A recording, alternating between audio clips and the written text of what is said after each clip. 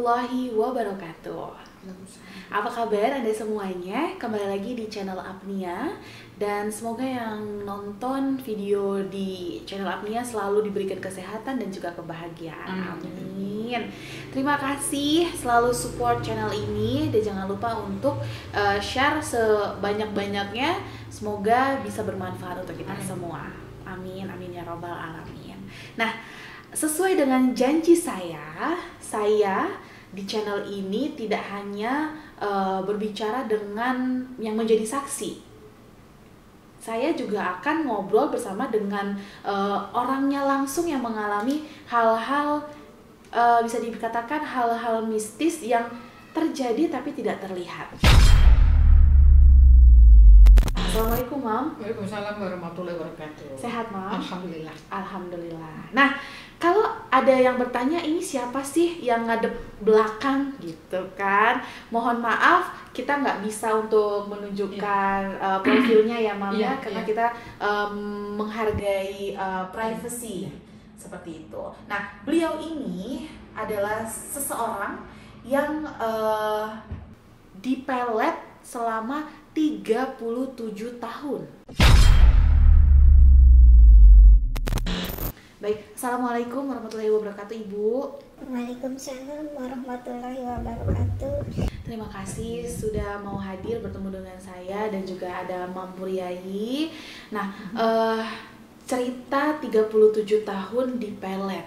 Ini ceritanya awal mulanya seperti apa, Bu? Sebelum akhirnya Ibu hijrah lebih dekat dengan Allah. Bismillahirrahmanirrahim. Itu awalnya dimulai ketika saya masih SMP mungkin. Saat itu ada seorang laki-laki yang memang usianya di atas saya. Dia mengejar-ngejar, intinya suka, tapi saya tidak suka. Komunikasi pun saya tidak mau. Sampai akhirnya hilang beberapa tahun kemudian, dipertemukan lagi setelah saya berusia 20 tahun atau setelah saya kuliah semester 3 waktu itu. Ketemu lagi di suatu pertemuan remaja, ada kegiatan, dan disitulah kita bertemu intens. Pada saat itu posisi saya sudah mempunyai calon, sebentar lagi akan bertunangan, sampai melepaskan beliau. Entah kenapa saya juga tidak mengerti, saya jadi berbalik suka, kemudian saya juga berbalik simpati, dan saya juga berbalik membantu dalam segala hal. Baik. Sampai yang jelas orang tua saya tidak menyetujui, tapi perjalanan ini saya jalani, maksudnya masa-masa ini saya jalani sampai saya hampir selesai kuliah.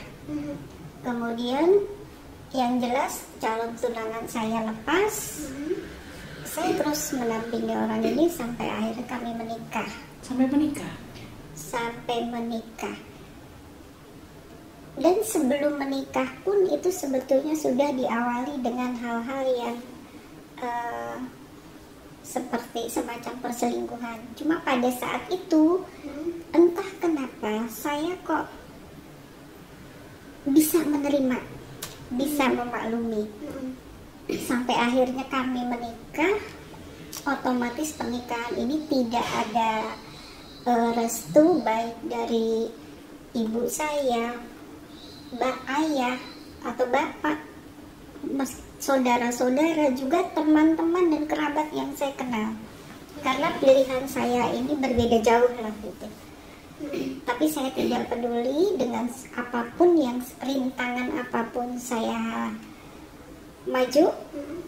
sampai akhirnya saya mempunyai anak. Anak satu pun di dalam perjalanannya itu juga ada lagi perselingkuhan. Tapi entah kenapa saya memaklumi. Saya datang ke perempuan itu, saya datangi orang tuanya, tentunya tidak dengan marah-marah atau apa, saya juga tidak mengerti. Saya mempunyai kekuatan apa, saya hanya menjelaskan bahwa saya masih istrinya. Kalau misalnya masih mau bersuami, monggo silahkan. Sampai akhirnya mereka mundur, kami kembali lagi. Setelah anak satu begitu juga beberapa kali ada lagi, tapi saya selalu masih bisa menerima, selalu legowo lah menerima apa yang terjadi. Sampai akhirnya makin kesini anak pun juga makin tambah. Setelah 2 ini kemudian saya juga bekerja, jadi makin banyak yang harus saya tangani. Saya sudah tidak begitu mempersoalkan lagi perselingkuhannya, tapi saya memaklumi gitu. Saya tahu. Jadi itu hal biasa menurut Ibu? Untuk saya itu hal biasa, dan saya tidak mengerti kalau teman selalu bilang tidak bisa menerima, tapi saya bisa menerimanya. Sampai saya sampai sempat mengalami sakit.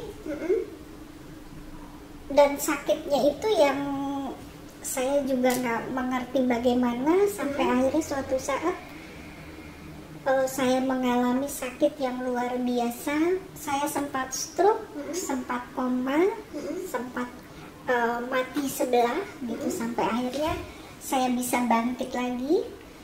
Karena saya melihat anak-anak, saya bangkit lagi. Sementara suami saya ya seperti itu aja gitu. Maksudnya dia tidak berusaha untuk lebih baik lagi.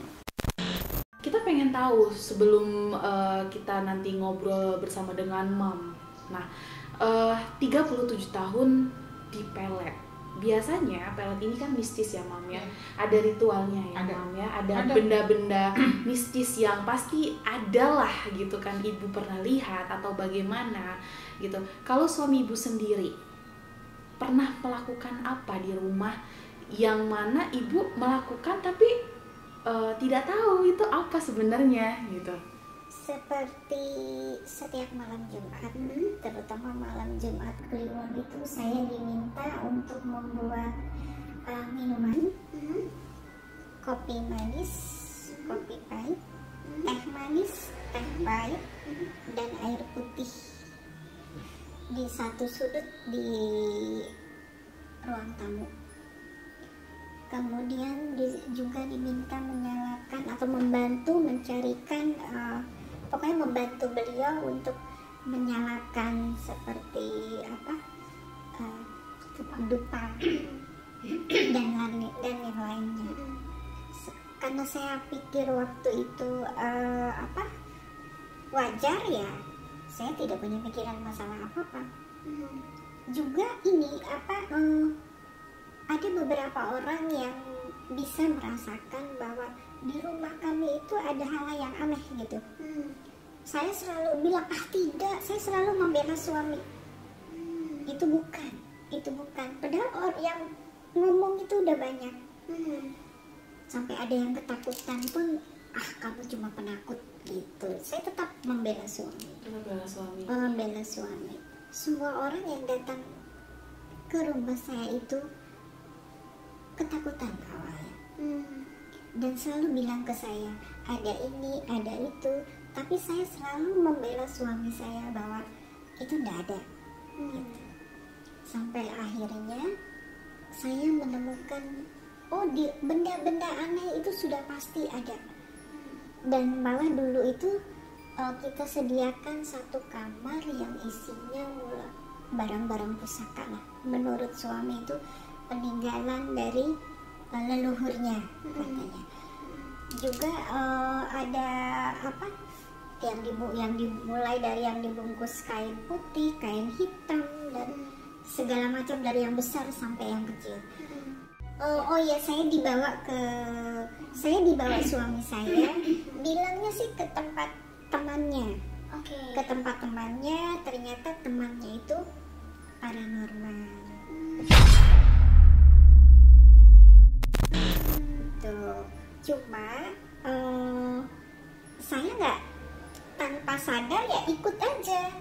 Seharusnya kan kalau orang yang berpikir positif, untuk apa saya kesini? Untuk apa ke paranormal? Setelah ibu dibawa oleh suami ke paranormal, gitu, apa yang ibu rasakan setelah pulang dari tempat tersebut? Semakin tidak berdaya, semakin ketergantungan, semakin takut kehilangan suami. Oke, sebenarnya mungkin pemirsa kalau umpamanya rasa tergantung, takut kehilangan suami, mungkin semua istri merasakan hal tersebut. Tapi ini ada yang aneh, kenapa harus dibawa ke paranormal dulu gitu ya, Mom ya? Iya. Oke, nah selain merasa tidak berdaya untuk mengutarakan kebenaran, yang dirasakan lagi apa, Bu? Rasa gelisah, seperti orang linglung, pokoknya nggak karuan deh. Anehnya Mbak, semakin saya mendekat ke Allah, suami itu semakin sering marah-marah. Saya dilarang ikut pengajian, dilarang kesana kemari, dengan alasan saya takut masuk ke aliran yang tidak baik. Alhamdulillah, saya dipertemukan dengan Mom. Kemudian saya sempat mendengar bahwa Mom bisa membantu.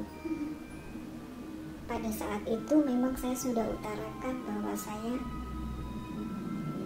mohon dibantu untuk membersihkan apa yang tidak baik dalam diri saya.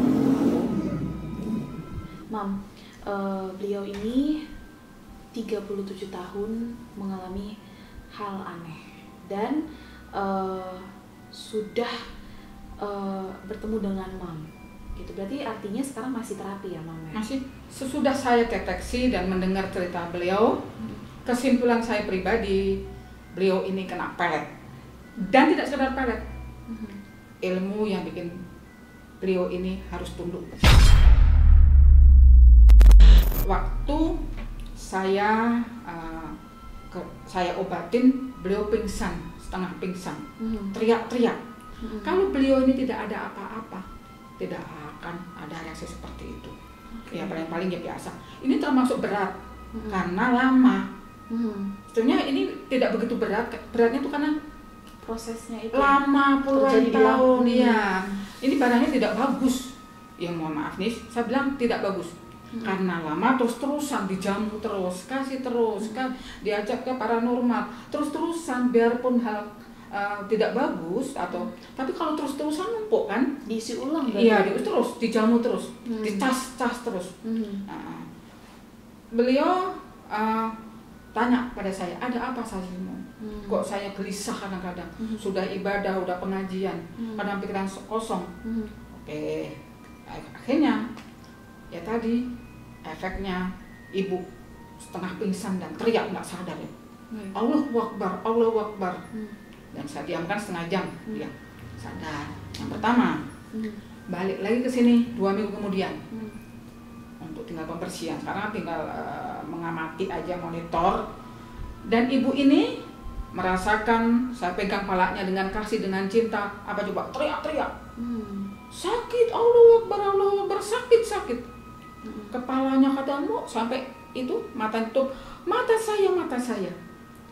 Alhamdulillah. Kalau ibu ini tidak ada apa-apa, tidak akan seperti itu. Baik. Iya juga mungkin buat nonton yang nonton video ini ya, apa ya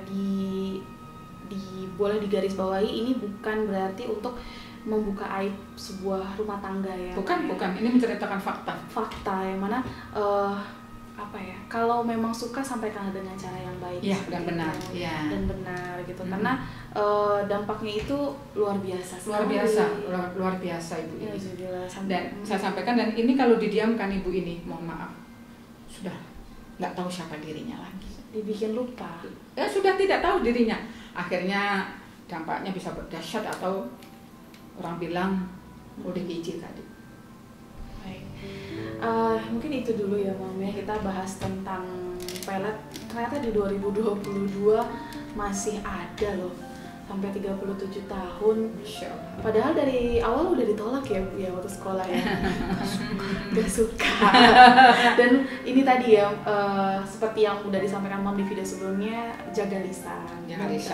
Jangan sampai kita menolak, mungkin menyakiti perasaan pasang lawan jenis kita. Gitu. Kita pamit undur diri dulu. Mohon maaf jika ada salah dan sehat selalu. Assalamualaikum warahmatullahi wabarakatuh. Waalaikumsalam warahmatullahi wabarakatuh. Alhamdulillah.